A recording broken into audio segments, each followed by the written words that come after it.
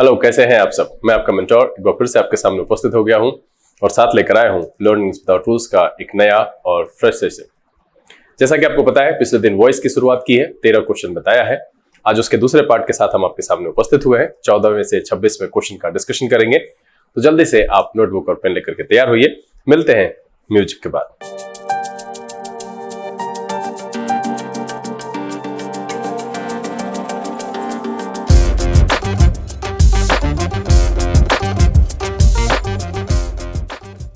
आइए आज की सेशन की शुरुआत करते हैं और बारी बारी से इस एपिसोड में लाए गए 13 क्वेश्चन को आपके सामने रखते हैं।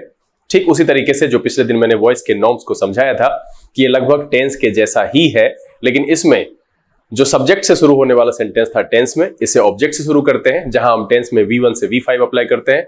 वहीं वॉइस में यानी कि इसके पैसिव फॉर्म में B plus past participle apply किया जाता है। और उसके लिए मैंने एक समरी आपके सामने रखी थी, उम्मीद है कि उससे फायदा पहुंचा होगा और आप अच्छे अंक प्राप्त किए होंगे। शिकायत है, लेकिन फिर भी मैं आपसे जाहिर नहीं करूंगा।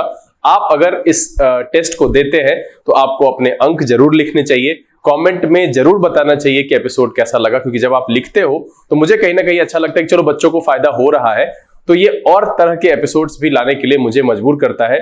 और सोचता हूं मैं कि आखिर मैं ऐसा क्या करूं जिससे कि आपके लिए इंग्लिश और आसान हो जाए।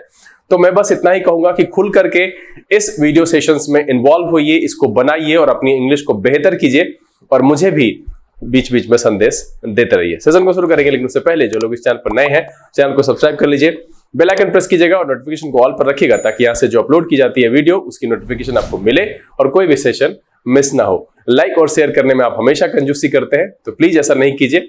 अच्छा लगे तो लाइक कर दीजिए और शेयर भी जरूर किया कीजिएगा। चलिए, भगा भगा करके नहीं देखिएगा, शुरू से अंत तक बने रहिएगा। हर एक सवाल बहुत इंपॉर्टेंट है। लर्निंग्स विदाउट रूल्स के सेशन में एक बार फिर से आप सबका तहे दिल से स्वागत है और उम्मीद है कि आप तैयार होंगे इस 13 क्वेश्चन के सफर पर चलने के लिए। सेम वही नॉर्म्स पिछला है, वही 30 सेकंड की समय सीमा है। चले बिना समय गवाए हुए आज का पहला सवाल आपके सामने रखते हैं और समय शुरू होता है अब।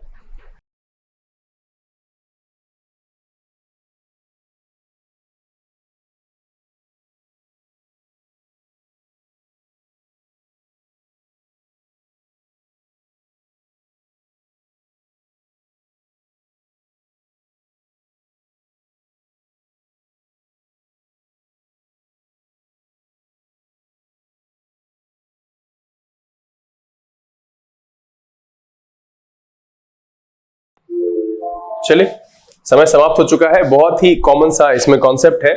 वैसे भी पढ़ने वाले जो न्यूज़पेपर पढ़ते हैं उनको ये पता चल ही गया होगा कि यहाँ पर क्या गड़बड़ी है, क्योंकि न्यूज़पेपर पढ़ने में ये पता चलता है कि एक साथ इस दोनों को नहीं लिखते हैं। लेकिन अगर आपको वॉइस आपने बनाया है, आपको कभी ऐसा मिला होगा कि काइंडली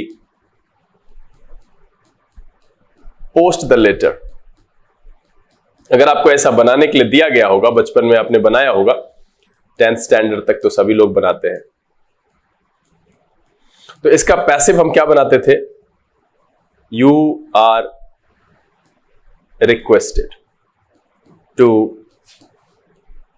पोस्ट द लेटर। कहने का मतलब है कि एक्टिव के काइंडली को हम यहां रिक्वेस्टेड में चेंज करते हैं और इसको हटा दिया जाता है। तो यहां पर इसका प्रयोग अनावश्यक है, ये यहां नहीं होगा। दे वर requested to attend the seminar in which lectures on the evils of communalism were to be delivered, और तब जाकर के सेंटेंस सही हो जाएगा। इसलिए इस सवाल का जो जवाब है वो है आपका ए।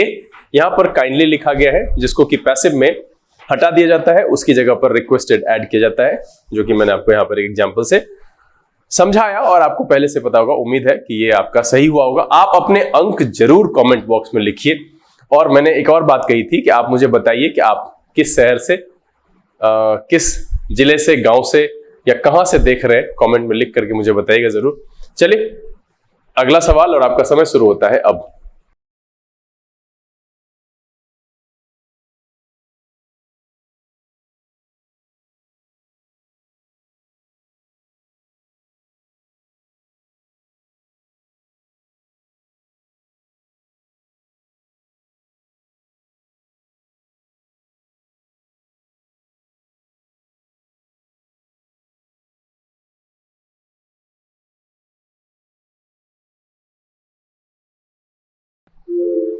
चलिए, समय समाप्त हो चुका है। क्या कह रहा है कि द हेडमैन एडवाइज्ड। अब देखिए, हेडमैन मेरा यहां पर सब्जेक्ट के तौर पर लिखा गया है, क्योंकि हमने यहां पर एक्टिव के फॉर्म V2 को लिखा है। The members of family to inform the police. बिल्कुल यहां पर एक वर्ब लिखा गया, उसके बाद मैंने कहा था कि 2 + V1 लगाते हैं दूसरे वर्ब को ऐड करने के लिए, तो बिल्कुल यहां पर सही लिखा गया है। जो भी यहां पर स्ट्रक्चर वाइज होना चाहिए वो बिल्कुल फॉलो किया गया है, इसलिए इसमें कोई गड़बड़ी नहीं है। सवाल का जवाब है नो एरर, ऑप्शन इसका क्या है, ई। देखिए यहां पर एडवाइस्ड है, जैसे ही दिख गया कि ये मेरा V2 है, उसके बाद क्या कह रहा है कि to inform the police of the occurrence, है ना। तो यहां पर जब हम एक वर्ब लिखते हैं उसके बाद हम क्या करते हैं, 2 + V1 के साथ रखते हैं। ये मैंने बताया है। अगर आपको इसके बारे में जानकारी चाहिए तो चैनल पर बहुत सारे एपिसोड्स हैं, ये आपको मिलेगा प्लेलिस्ट में। टाइम एंड टेंस में पूरी जानकारी है कि non action format of action word की मतलब कैसे इस्तेमाल करते हैं हम एक एक्शन वर्ड को नाउन और एडजेक्टिव के तौर पर, उसके बारे में चर्चा की है, कैसे जोड़ करके सेंटेंसेस बनाते हैं। चलिए अगला सवाल लेते हैं और आपका समय शुरू होता है अब।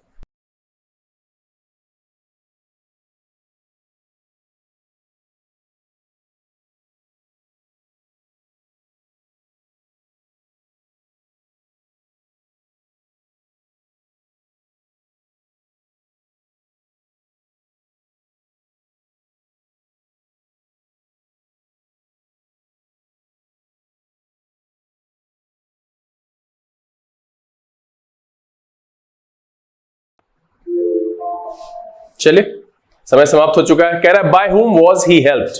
अब देखिए ये हु वाले स्ट्रक्चर का है ना। मैंने सिखाया था एक्टिव में, आप सबने अगर पढ़ा है, नहीं पढ़ा है तो चैनल पर चले जाइए, प्लेलिस्ट में पूरा एक्टिव पैसिव 0 से लेकर के सिखाया गया है। एक्टिव में क्या होता था, who gave you this mobile.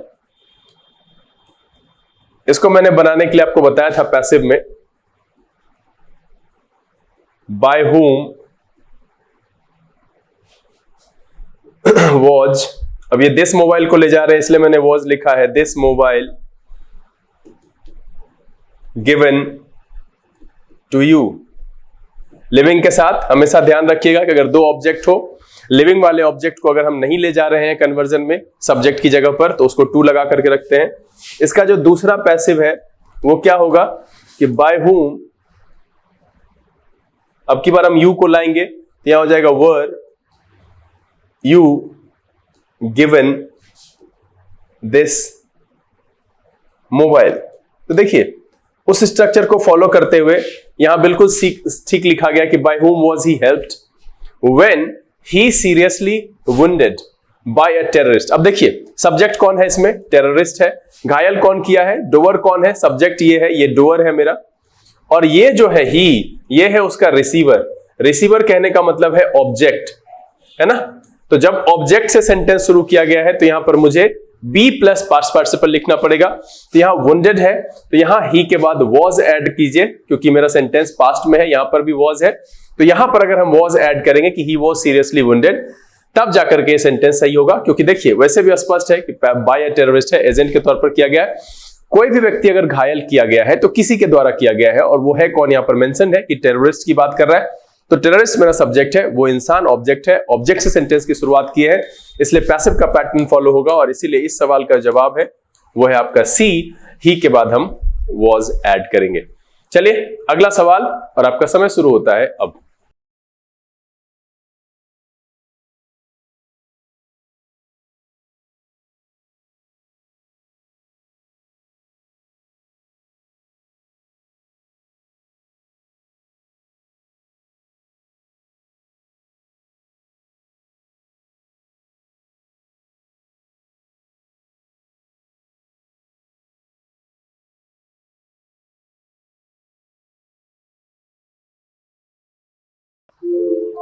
चलिए समय समाप्त हो चुका है, और ये कॉन्सेप्ट मैंने आपको बताया था कि अगर कुछ ऐसे वर्ब होते हैं जिसके साथ प्रेपोजिशन आता है और उसको पैसिव बनाने में उस प्रेपोजिशन को वहीं पर हम रखते हैं, जो वो वर्ब के साथ रहता है वो वैसे ही रहेगा। जैसे क्या है कि अगर हम कहते हैं इस तरह से, एग्जांपल ले लीजिए कि they look after me, they look after me. अगर इसको बनाना होगा, ये एक्टिव है, अगर इसको हम पैसिव बनाते हैं क्या हो जाएगा, आई एम लुक्ड आफ्टर।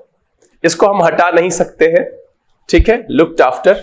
उसी तरीके से यहां देखिए कह रहा है कि the conclusion will be arrived अब यहां पर देखिए, अगर हम एक्टिव की बात करें तो हम लिखते हैं अराइव एट अ या द कंक्लूजन लिखिए, कंक्लूजन यहां पर है, अराइव के बाद एट लगेगा, इसीलिए ये एट मिसिंग है यहां पर अराइव के बाद, और ये गड़बड़ है। सवाल का जवाब क्या है? आंसर है ए। मैंने क्या बताया, इसके पीछे कॉन्सेप्ट क्या है? कॉन्सेप्ट ये है कि जैसे लेसन 2 है, पिछले दिन भी एक सवाल बताया था, इनकोएड के साथ इनटू लगना था जो कि मिसिंग था, तो मुझे लगता है कि यहां पर आप समझ गए होंगे, और मैंने आपको पिछले दिन बताया था कि अराइव के साथ एट लगता है। तो यहां सीधा सा है कि एक्टिव में अगर किसी वर्ब के साथ प्रेपोजिशन आया है तो वो पैसिव में भी उसी जगह पर बना हुआ रहेगा, जो कि यहां नहीं लिखा गया था, इसलिए ये गलत है, और इसलिए सवाल का जवाब क्या है? ए है। चलिए अगला सवाल लेते हैं, और आपका समय शुरू होता है अब।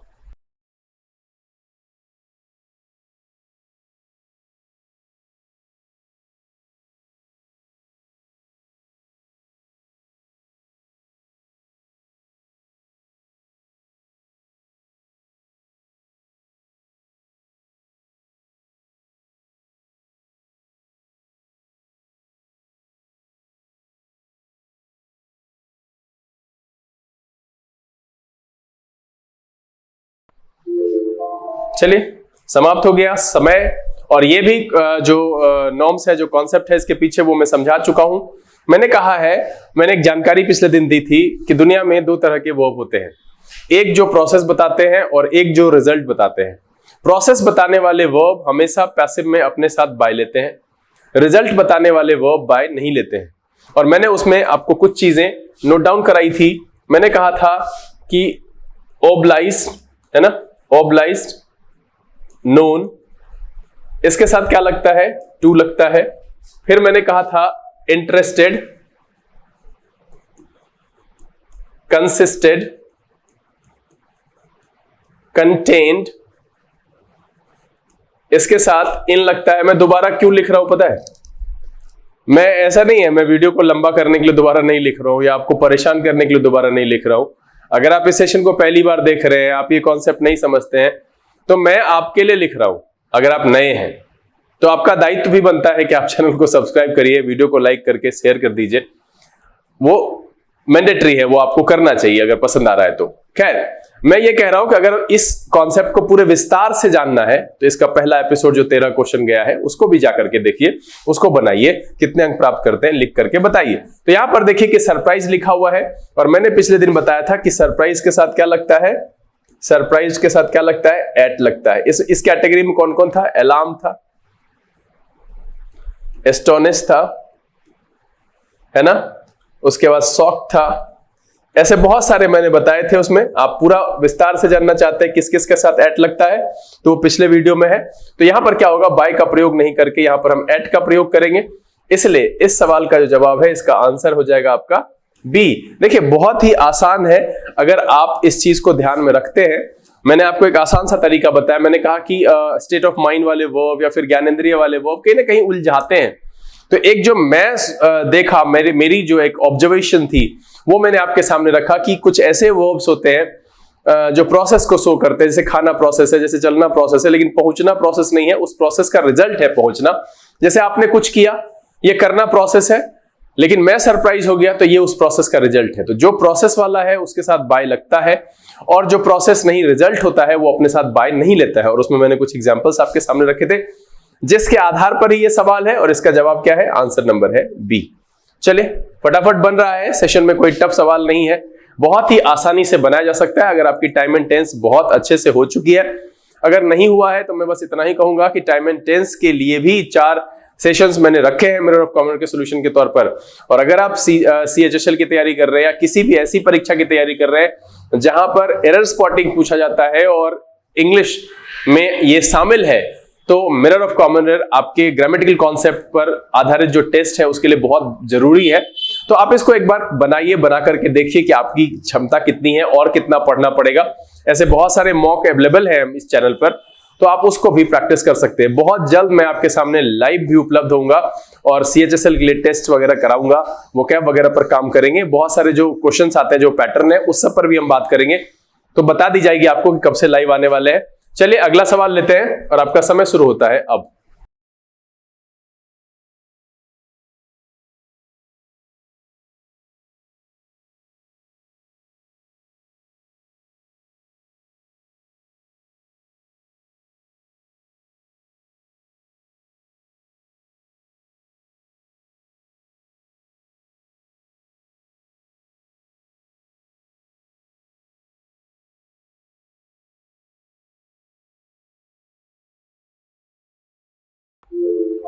चलिए समय समाप्त हो चुका है और मुझे उम्मीद है कि ये भी आप आसानी से कर लिए होंगे। देखिए यहां पर कह रहा है दे वर प्लीज्ड, है ना, बाय, ये गलत है। यहां पर मैंने पिछले दिन बताया था उसी में कि इम्प्रेस्ड, डिसगस्टेड, अभी जो पीछे एक्सप्लेनेशन दिया है उसी पर आधारित है, प्लीज्ड और सेटिस्फाइड। इसके साथ क्या लगता है, विद का प्रयोग होता है, ये मैंने आपको जानकारी दी थी। यहां पर क्या होगा, विद का प्रयोग करेंगे और ये सही हो जाएगा। इसलिए इस सवाल का जो जवाब है वो है आपका बी। चलिए समय नहीं गवाते हैं, आगे बढ़ते हैं। मुझे लिख करके बताइएगा किन किन का ये सही हुआ है, क्योंकि ये पिछले दिन कराए। आपका समय शुरू होता है अब।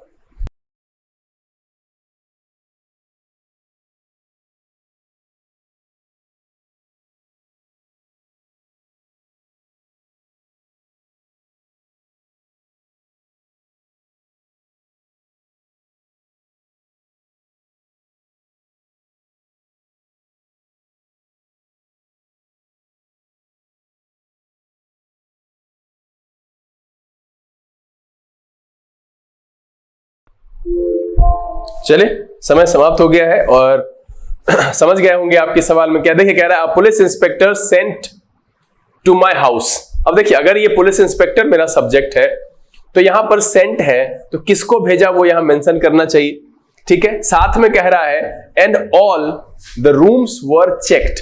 अब देखिए किसी ने कराया है तो किसी ने भेजा है ना, तो पुलिस इंस्पेक्टर वॉज सेंट यहां पर लिखेंगे कि उसको भेजा गया और रूम्स चेक कराए गए, है ना। किसी ने भेजा तो उसके किसी सीनियर ने, पुलिस इंस्पेक्टर वॉज सेंट, उनको उस सीनियर ने इंस्ट्रक्ट किया, इंस्पेक्टर को भेजा टू माय हाउस, मेरे घर पर, and all the rooms were checked, और सभी रूम को चेक करवाया। तो सब्जेक्ट मेंशन नहीं है, वो कोई और है, ये ऑब्जेक्ट है और ऑब्जेक्ट से सेंटेंस की शुरुआत हुई है, तो पैटर्न पैसिव होना चाहिए। आपको मैं बता दूं कि यूनिवर्सल पैसिव की पहचान, यूनिवर्सल पैसिव मैंने बताया था कि आपको कैसे पहचानना है। कई बार बच्चे क्या करते हैं ना, पैसिव पहचानने के लिए वो बाय प्लस एजेंट के भरोसे रह जाते हैं, तो वो फंस जाते हैं। आप सीधा याद रखिएगा कि बी के साथ अगर पास्ट पार्टिसिपल लिखा गया है तो वो सेंटेंस पैसिव में होगा। ये स्ट्रक्चर पैसिव का है। इसमें क्या होता है, बी होता है, वॉज होता है, वर्ड होता है, इज है, आर है, एम है, बिन है, is are am was were be been. इसके साथ अगर ये पास्ट पार्टिसिपल दिया गया है तो वो पैसिव का पैटर्न है। तो यहां पर हम वॉज ऐड करेंगे और ये सेंटेंस सही हो जाएगा। इसलिए सवाल का जवाब जो है वो है आपका ए। देखिए बहुत ही आसानी से बन रहा है ना, मजा आ रहा है, तो बस बनाते रहिए, बने रहिए, भगा भगा करके नहीं देखिएगा और भागिएगा नहीं। इतना दूर आ गए हैं तो बस 2-4 सवाल और है, खत्म करके जब बढ़ते हैं। चलिए अगला सवाल लेते हैं और आपका समय शुरू होता है अब।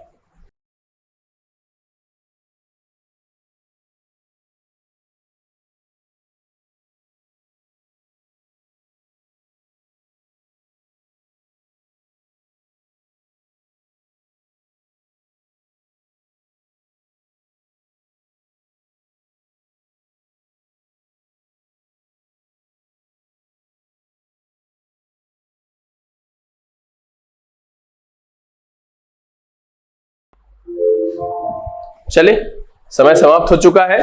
क्या कह रहा है देखिए, the dacoits looted the house and before the police arrived the things were taken away। देखिए अगर आप एक नियमानुसार कॉन्सेप्ट वाइज देखेंगे तो यहां सब्जेक्ट से शुरू हुआ है, इसके साथ लूटेड लगाया गया V2, यहां द थिंग से शुरू हुआ है और ये ऑब्जेक्ट है मेरा, तो उसके हिसाब से पैसिव में लिखा गया है। लेकिन ये लिखने का तरीका नहीं है। अगर एक ही सब्जेक्ट द्वारा एक से ज्यादा काम किया जाता है और हम सब्जेक्ट को सामने रख रहे हैं, हम एक्टिव में सेंटेंस बना रहे हैं, तो सेंटेंस के दोनों हिस्से को एक्टिव में बनाएं। रिकमेंडेशन यही है, तरीका यही है लिखने का। ये बड़ा ही अनर्गल तरीका है। एक जगह आप सब्जेक्ट की इंफॉर्मेशन दे रहे हैं, दूसरी जगह आप कुछ और कर दे रहे, तो सेंटेंस में अनियमितता आ गई और सेंटेंस जो है वो गलत हो गया यहां पर। तो इसको कैसे लिखना है, चूंकि डकैत ही लूटा है और डकैत ही ले गया है, तो क्या हो जाएगा, द डकैत looted the house and before the police arrived they took away the things. ये सही है लिखना। यहां पर ये जो लिखा हुआ इस तरीके से गलत है, क्योंकि एक ही सब्जेक्ट के द्वारा किया गया दोनों काम है। जब पहले हिस्से को हमने एक्टिव में रखा है, सब्जेक्ट को सामने मेंशन किया है कि भाई कौन लूटा, कौन सामान ले गया, तो दूसरे वाले में भी वही होना चाहिए कि कौन दे टुक अवे द थिंग्स, और तब जाकर के सही होगा। और इस सवाल का जो जवाब होगा वो है आपका डी। अब देखिए यहां पर क्या है ना, रूल वाइज अगर आप चेक करते हैं इसको, तो यहां पर भी पैसिव के पैटर्न लगे हुए हैं, यहां पर भी एक्टिव का पैटर्न लगा हुआ है, द थिंग से लिखा गया है तो ऑब्जेक्ट है, तो ये आपको नो एरर लग सकता है। लेकिन ये जानकारी बहुत जरूरी है कि अगर एक सब्जेक्ट को शुरुआत में रख करके हम सब्जेक्ट से रिलेटेड इंफॉर्मेशन दे रहे हैं और उसको सेंटेंस में लिखे हैं, तो वो सब्जेक्ट जितने भी काम किया है अगर हम उस सारे को सेंटेंस में मेंशन कर रहे हैं तो सारे के सारे एक्टिव में होने चाहिए। ये हमेशा ध्यान रखिएगा कि एक सब्जेक्ट अगर एक से ज्यादा काम करता है और सब्जेक्ट को मेंशन करते हुए, सब्जेक्ट को नोटिफाई कराते हुए अगर हम सेंटेंस की रचना करते हैं, हम सेंटेंस बनाते हैं, उसको लिखते हैं, तो उस समय पर यह ध्यान रखना है कि उस सब्जेक्ट के सारे कार्यों को एक्टिव में ही रखा जाएगा, और उसी को फॉलो करते हुए यहां पर इसके डी पोर्शन में गलत है। चलिए अगला सवाल, और आपका समय शुरू होता है अब।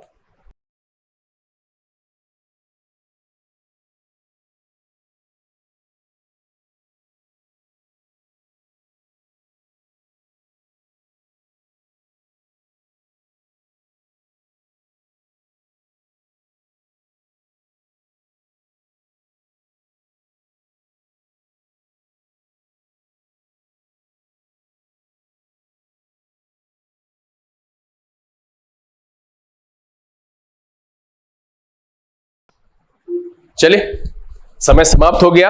अब जरा यहां पर देखिए कि when the leader was shot dead, ठीक है। अब यहां पर है कि लीडर को मारने वाला कोई और है, किसी ने गोली चलाई, तो ये जो है मेरा ऑब्जेक्ट है, और इसको लिखा गया है वाज शॉट डेड, तो यहां ठीक लिखा गया है। द फॉलोअर्स, अब ये फॉलोअर्स और कह रहा है रन अवे, तो भाई फॉलोअर्स कौन है, भागने वाला कौन है। रन अवे का मतलब क्या होता है, भागना। रन अवे का मतलब क्या होता है, भागना या जल्दीबाजी में चलना। तो ये जो है मेरा सब्जेक्ट है, द फॉलोअर्स कौन है, सब्जेक्ट है। तो जब हमने सब्जेक्ट को लिखा है तो इस तरीके से नहीं लिख सकते हैं, यहां हो जाएगा RAN, रन अवे। और वैसे भी इस तरीके से लिखना, ठीक है, कि आई वॉज रन अवे, ये सही नहीं है, ठीक है, इस तरीके से नहीं लिखते हैं। लेकिन अगर आप सिर्फ समझदारी, मैं इसलिए कहता हूं कि बहुत जरूरी है, न्यूज़पेपर को पढ़िए, प्रत्येक दिन 5 रुपए तो खर्च कर ही सकते हैं ना आप, एक भाषा आपको सीखने के लिए मिलेगी, 5 रुपए खर्च कीजिए। टाइम्स ऑफ इंडिया एटलीस्ट शुरुआत में लीजिए अगर आप बिगनर्स हैं। मैं सुपर बिगनर्स की बात नहीं कर रहा हूं, जो बहुत वीक है वो तो नंदन, चंपक, विजडम कुछ भी पढ़िए जो आपको लगे बेहतर। लेकिन टाइम्स ऑफ इंडिया, जिनकी ठीक ठाक है, टाइम्स ऑफ इंडिया लीजिए, उसके एक कॉलम को पढ़िए। नहीं समझ में आए, थोड़ा बहुत ही समझ में आए, धीरे धीरे आएगा। तो देखिए उसी तरफ से पढ़ते पढ़ते ये समझदारी आएगी कि लीडर यहां पर मेरा सब्जेक्ट नहीं ऑब्जेक्ट है, उसको गोली मारी गई है, वाज शॉट डेड, ये ठीक है। अब कह रहा है द फॉलोअर्स, तो भैया फॉलोअर्स खुद भागेगा ना, भगदड़ खुद मस्ती है ना, लोग वहां से भागते हैं, खुद भगाए नहीं जाते। तो इसीलिए यहां पर जो है वर लिखना गलत है। इसको क्या करेंगे, रन अवे करेंगे, V2 लिखेंगे, क्योंकि यहां पर V2 का पैसिव दिया हुआ है, इसलिए इस सवाल का जवाब है वो है आपका डी। देखिए अगर आपकी भाषाई समझ बेहतर हो जाएगी, हर पोर्शन आसान हो जाएगा, हर परीक्षा आसान हो जाएगी।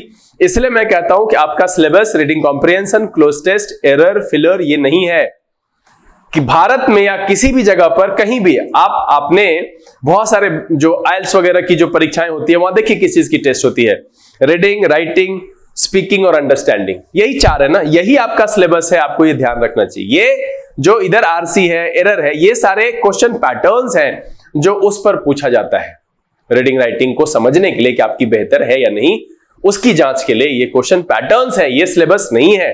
बहुत सारे बच्चे तो इसी भ्रम में जिंदा है कि ये सिलेबस है, reading comprehension, cloze test, sentence arrangement, ये क्वेश्चन पैटर्न है जो उस पर पूछा जाता है।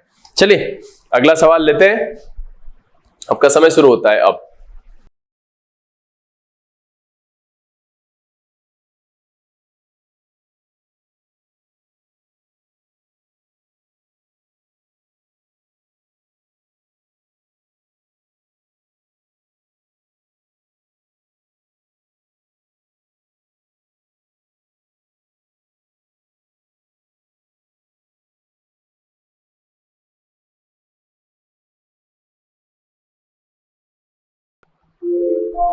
चलिए समय समाप्त हो चुका है। क्या कह रहा है? ही वॉज सेड, कह रहा है he was said to have been warned. अब देखिए he was said to have been warned, ये जो है पैसिव का स्ट्रक्चर है, बी प्लस पास्ट पार्टिसिपल है, पैसिव है। क्या कह रहा है भाई? The prize. अब प्राइज खुद जीतेगा ना, एक्टिव पार्ट ये होगा डोअर की तरह, ही वॉज सेड, ये जो है डोअर की तरह काम करेगा, सब्जेक्ट की तरह काम करेगा। तो यहां से बिन को हटा लीजिए, बिन को हटा देंगे, he was said to have won the prize, तब जाकर के सही हो। क्यों? क्योंकि भैया ये है मेरा डोअर, और डोअर को मेंशन करते हुए हमने शुरू में लिखा है, तो यहां पर पैसिव का पैटर्न क्या कर रहा है? गलत है। देखिए आप जो पिछले सवाल में मैंने यूनिवर्सल पैसिव बताया, अगर आप उसको देखें उसके हिसाब से सब्जेक्ट के पोजीशन पर किसको रखा गया है, क्या ऑब्जेक्ट मेंशन किया गया, यानी डोअर, रिसीवर मेंशन किया गया है, डोअर मेंशन किया गया। अगर आप इसको ढंग से समझ जाते हैं ना, तो एक्टिव पैसिव, पैसिव वॉइस या वॉइस का जो सवाल है एरर वाला या इंप्रूवमेंट वाला, बहुत ही आसान हो जाता है, बहुत ही आसानी से आप बना सकते हैं। देखिए मैंने क्या कहा, he was said to have been won, जैसे ही बी प्लस पास्ट पार्टिसिपल आया, पैटर्न पैसिव का है, जबकि मेरा डोअर कौन है? सब्जेक्ट यहां पर कौन है? पुरस्कार कौन जीता? भाई ही के बारे में कहा जा रहा है, तो यहां पर जो ही डोअर के तौर पर काम कर रहा है, तो यहां बिन लिखना ही नहीं है, ये गलत हो जाएगा, हटा देंगे उसको, और इसलिए सवाल का जवाब क्या हो जाएगा? बी। देखिए आसानी से बन गया। चलिए अगला सवाल लेते हैं, और आपका समय शुरू होता है अब।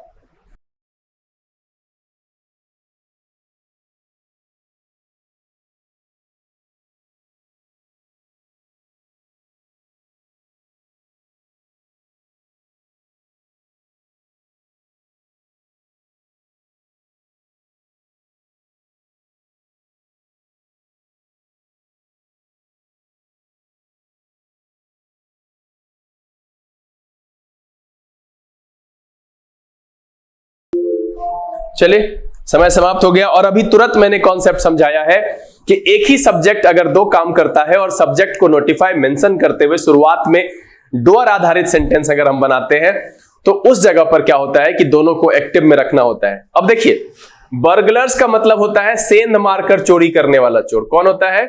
सेंध मारकर, वो नहीं पुराने जमाने में गांव में जो घर का दीवार काट करके पीछे से चोरी करते थे, सेंध मारकर चोरी करने वाला चोर, ठीक है। कह रहा है द बर्गलर्स, अब यहां पर क्या है? वर ब्रोकन इनटू, अब यहां पर फिर से क्या, ये मेरा चोर है, ये मेरा डोअर है, और यहां पर फिर से बी प्लस पास्ट पार्टिसिपल लिखा गया है। आगे जब आप पढ़िए एंड टुक अवे, अब यहां पर क्या है? V2 लिखा गया है, तो इसको सब्जेक्ट के तौर पर लिखा गया है, एक्टिव पैटर्न लिखा गया, यहां पर क्या हो जाएगा? The burglars broke into the house and took away some cash and many precious things. तब जाकर के सही हो। क्यों?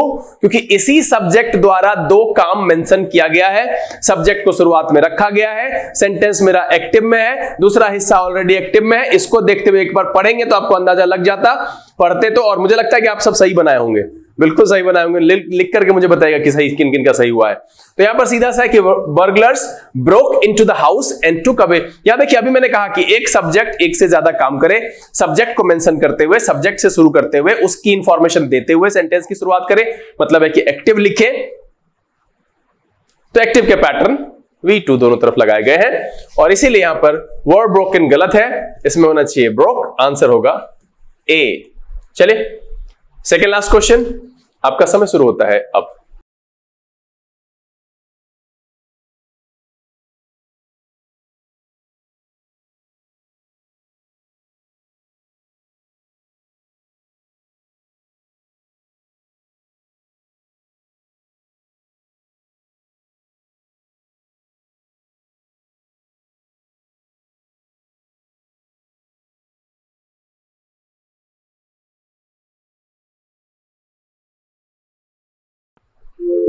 चलिए समय समाप्त हो चुका है। बहुत ही आसान सवाल है, बना चुके होंगे, लिख करके बताइएगा किन किन का। वैसे आज मैं सबसे बस यही चाहता हूं कि आप अपने द्वारा प्राप्त किए गए अंक मुझे लिखकर बताइए। क्या कह रहा है? देखिए सी एडवाइज्ड बाय अस, तो इसको देख करके क्या लग रहा है कि पक्का पैसिव में है। इसका अगर देखेंगे तो इस तरीके से होना चाहिए, वी एडवाइज्ड हर, है ना, ये एक्टिव होगा, जिसको यहां पर पैसिव में लिख करके दिया है, तो क्या हो जाना चाहिए? सी was advised, है ना, by us, तो यहां पर क्या है कि हम यहां was लगाएंगे, सेंटेंस सही हो जाएगा, है ना, कि हम लोगों के द्वारा उसे सलाह दी गई थी। She was advised by us to meet the chairman and appraise him of her subordinate's misconduct। इसलिए इस सवाल का जो जवाब है वो है आपका A, C के बाद जोड़ेंगे was और ये हो जाएगा सही। चलिए देखिए, थोड़ा समय लगा, सफर के अंत तक पहुंच गए, आखिरी सवाल और आपका समय शुरू होता है अब।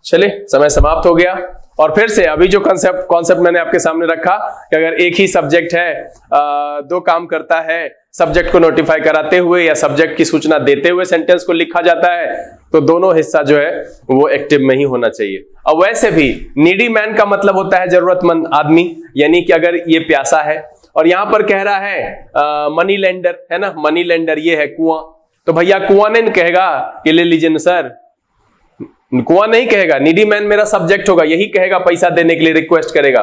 और आगे जब देखिएगा कि एंड रिक्वेस्टेड, तो देखिए यहां V2 लिखा हुआ है ना, तो यहां सीधा सीधा इसको हटा देंगे। Needy man approach to the money lender and requested him to lend him some money, तब जाकर के सेंटेंस सही होगा। इसलिए इस सवाल का जवाब जो है वो है आपका बी, क्योंकि यहां पर नीडी मैन मेरा सब्जेक्ट है, वही अप्रोच किया, वही रिक्वेस्ट किया मनी लेंडर को कुछ पैसे उधार देने के लिए। तो सेंटेंस का सेंस अगर समझेंगे तो ग्रामर की जरूरत नहीं पड़ती है बॉस। और अब कहिएगा सर इस लिहाजन तो ग्रामर नहीं पढ़ना चाहिए, तो भाई साहब ग्रामर की जरूरत वैसे ही है जैसे घर में नींव की जरूरत है। घर बनाने के लिए हम नींव में रहते नहीं है, लेकिन लाखों रुपए खर्च करते हैं एक मजबूत नींव बनाने में।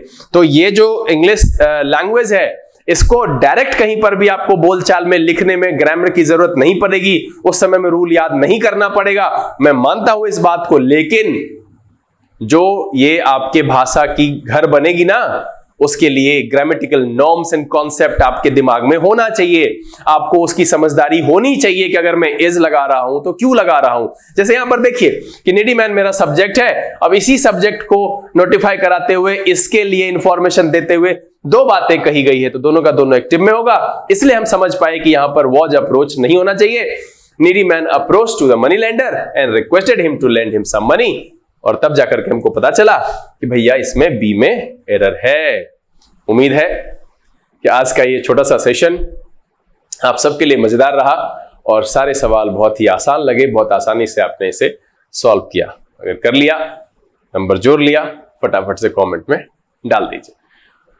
उम्मीद तो ये है इस वीडियो को देख करके आपको काफी अच्छा फील हुआ, मजा आया, वीडियो पसंद आया। अगर ये वीडियो अच्छा लगा आप इसे लाइक कर दीजिए। अगर आप नए हैं, देख रहे हैं, और पुराने भी है देख रहे हैं और चैनल को अब तक सब्सक्राइब नहीं किया है, तो प्लीज सब्सक्राइब कर लीजिए। बेल आइकन प्रेस करके नोटिफिकेशन को ऑल पर रखिएगा, ताकि यहां से जो भी वीडियो अपलोड हो उसकी सूचना आप तक पहुंचे और कोई भी सेशन मिस ना हो। समय यहां से विदा लेने का, बहुत जल्द इसी तरह के एपिसोड के साथ फिर आपके सामने उपस्थित होंगे। तब तक के लिए आप घर में रहें, अपना और अपने परिवारजनों का ख्याल रखें और आपके जीवन का सबसे जरूरी काम अपनी पढ़ाई लिखाई जारी रखें। लर्निंग्स विदाउट रूल्स के से this is BK Singh signing off. Keep reading, keep practising. Thank you, God bless you.